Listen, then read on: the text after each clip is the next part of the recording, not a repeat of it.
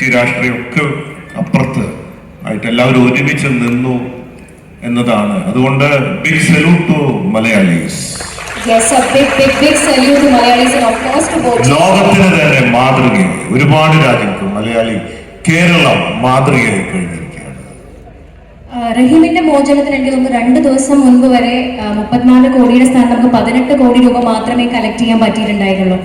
അപ്പൊ എന്താ ശരിക്കും തോന്നിയത്? എന്നെ കൊണ്ട് എങ്ങനെ സാധിക്കും? എങ്ങനെയാണ് തോന്നിയത്? ഞാൻ ശരിക്കും റഹീമിന്റെ അവസ്ഥയിൽ തന്നെയായി മാറി.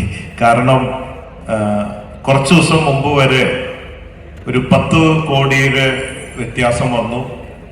പിന്നെ അപ്പൊ എനിക്ക് തോന്നി കുഴപ്പമില്ലേ, വന്ന മാക്സിമം 10 കോടി നമ്മൾ എടുക്കണം, എന്തായാലും ഇതിൽ ഇറങ്ങി, ഇനിയിപ്പോ എത്ര വന്നാലും അതെടുത്ത്, അല്ലാണ്ട് ഞാൻ ഇറങ്ങി ഇനി 10 കോടി കിട്ടിയില്ല, ഞാൻ 1 കോടിയെ കൊടുത്തുള്ളൂ എന്ന് പറഞ്ഞിട്ട് ഇനി ഒരാളെ കൊല്ലാൻ വിടാൻ പറ്റില്ലല്ലോ. എന്തായാലും തീരുമാനിച്ച് കുറവെന്ന് എടുക്കാം.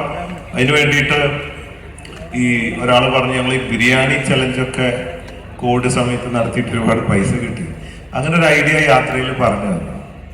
അപ്പോ ഞാനാണെങ്കിൽ ഈ മാസം അവസാനം ബോച്ചേട്ടി ലോഞ്ച് ചെയ്യാൻ നിൽക്കുകയാണ് ഇന്ത്യയിൽ. അപ്പൊ അതിന്റെ ഓൺലൈൻ മാത്രം പെട്ടെന്ന് 15-ാം തീയതിക്ക് വെച്ചു. ബോച്ചേട്ടി ലക്കി ഡ്രോ ടിക്കറ്റ് ചാലഞ്ച്, അതായത് 40 രൂപയുടെ ഒരു പാക്കറ്റ് ബോച്ചേട്ടി